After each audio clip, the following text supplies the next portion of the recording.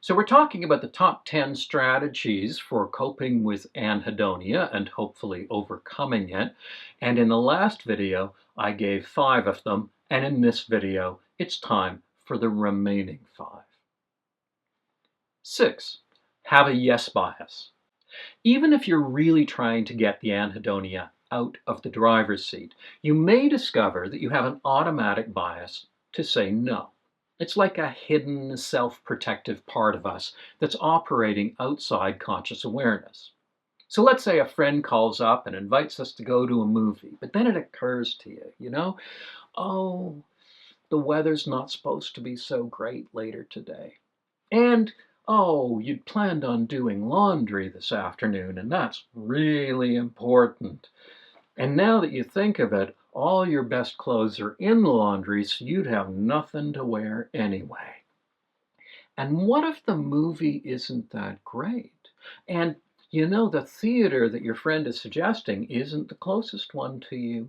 And once you went there, and the sound just wasn't that good. And it seems like you're making your decision based on these very real, practical considerations. Not at all because of your anhedonia, but really, it may be the anhedonia talking. It can be exhausting to continually second guess yourself. Is this real, or is this my anhedonia making it seem like a bad idea? So it can often be useful to stick a thumb on the other side of the scale. Create a bias to say yes. If somebody invites you to do something, go.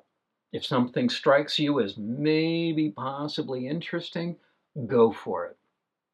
Now, obviously, this doesn't mean you're going to do anything, no matter what it is. Hey, let's try heroin. Hey, let's go climb Half Dome without a rope.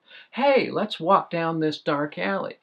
It's a yes bias, not a yes contract. You still need to use your head.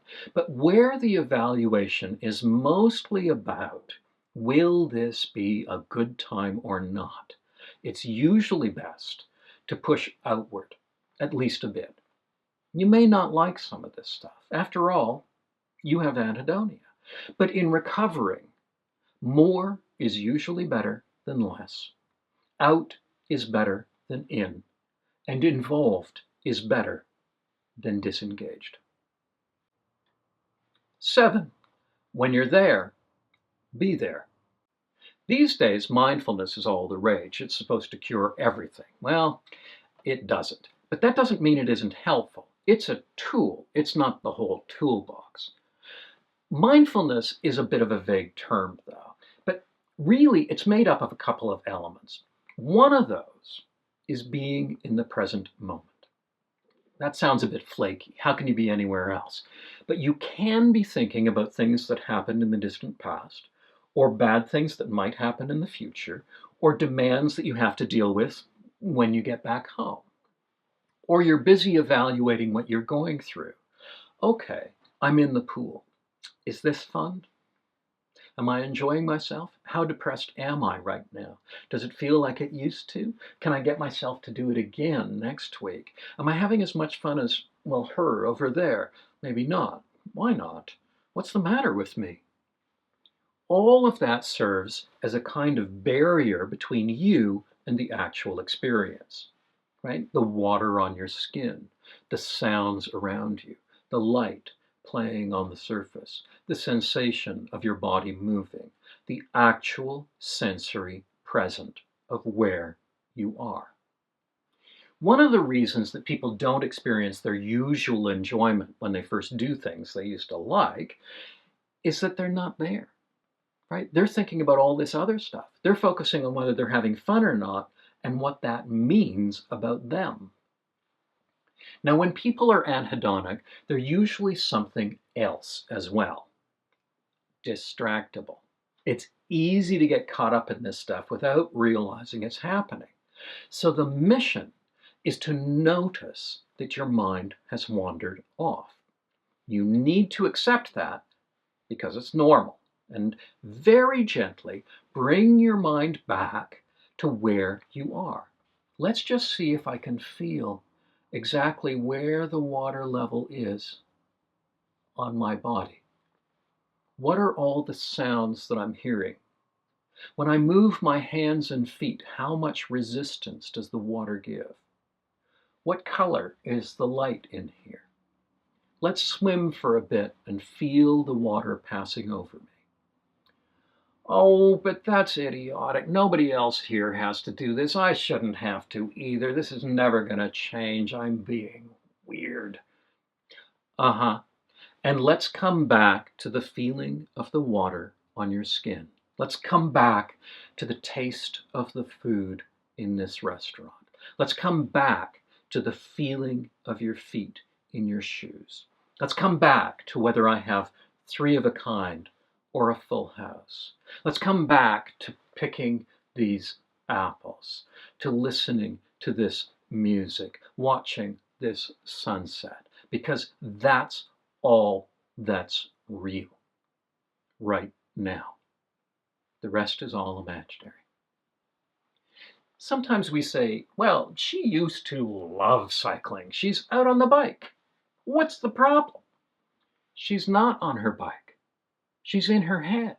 She's a million miles away. She can't enjoy cycling because she's not there for it. She needs to come back and back and back to the bicycle. And that is a practice. If you're gentle enough and you're not insulting yourself for finding it difficult, you can get a little better at it with time. And you don't need to be perfect, ever. Nobody else is. We all space out. It just needs to be a little better so that 1% of the time when you're paddling the boat, you can feel the paddles in your hands. Then 2%. It will never be 100%.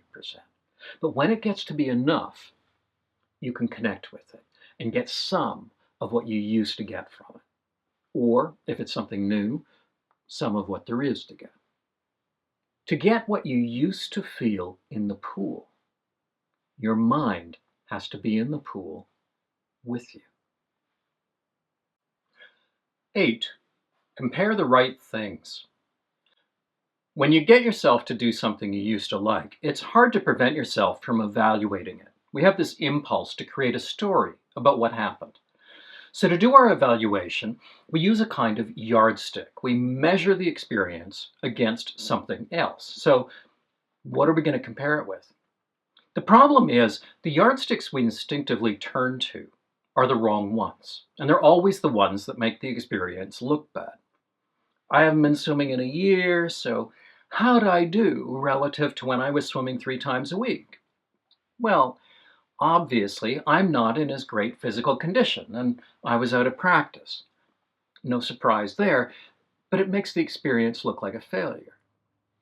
How hard was it to get myself there? Well, the problem I'm working to overcome is inertia and a complete lack of interest, so obviously, it was harder than it used to be. Aha! Failure.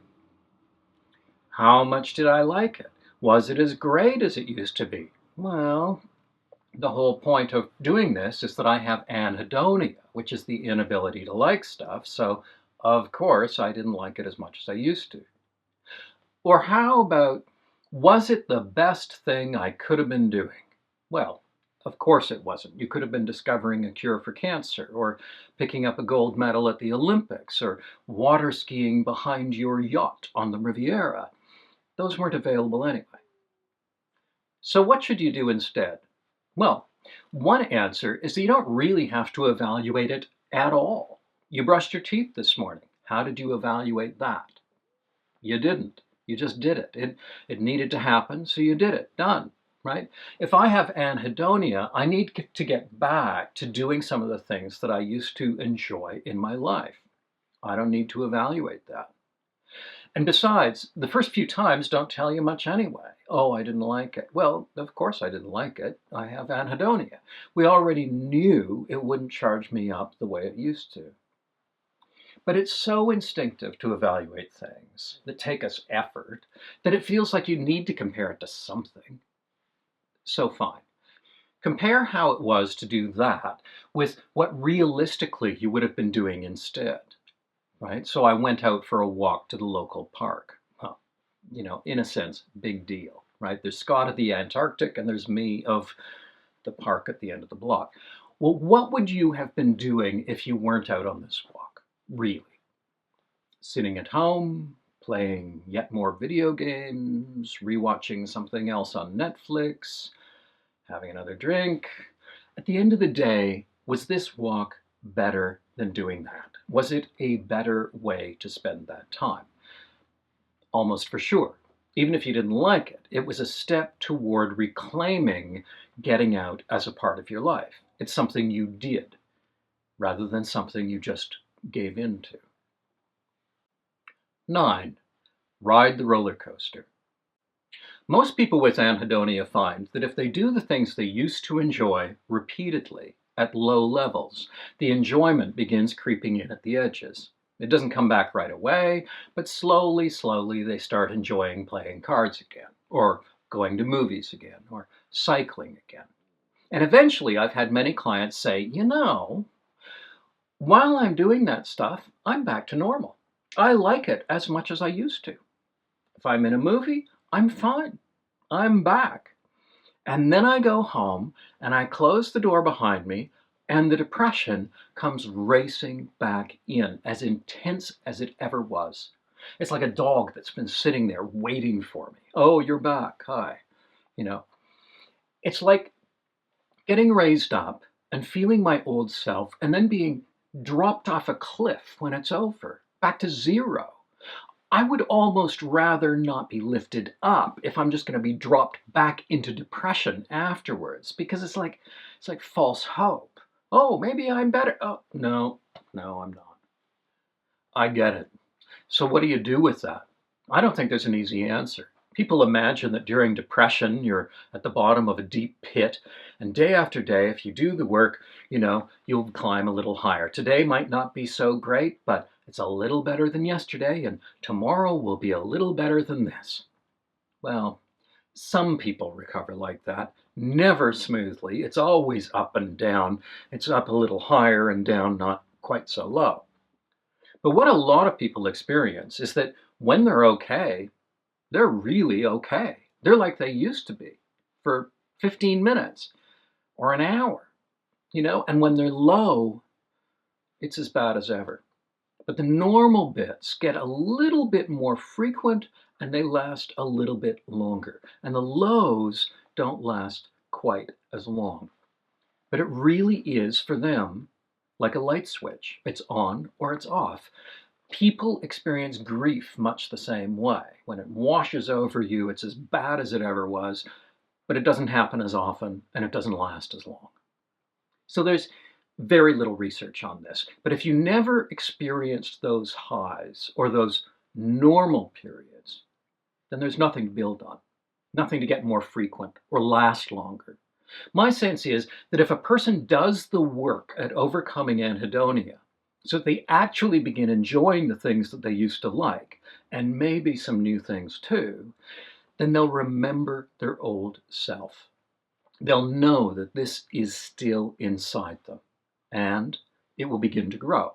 That kind of normal feeling will get easier and easier to reach. So I think the mission is actually a tough one. It's to tolerate the drops.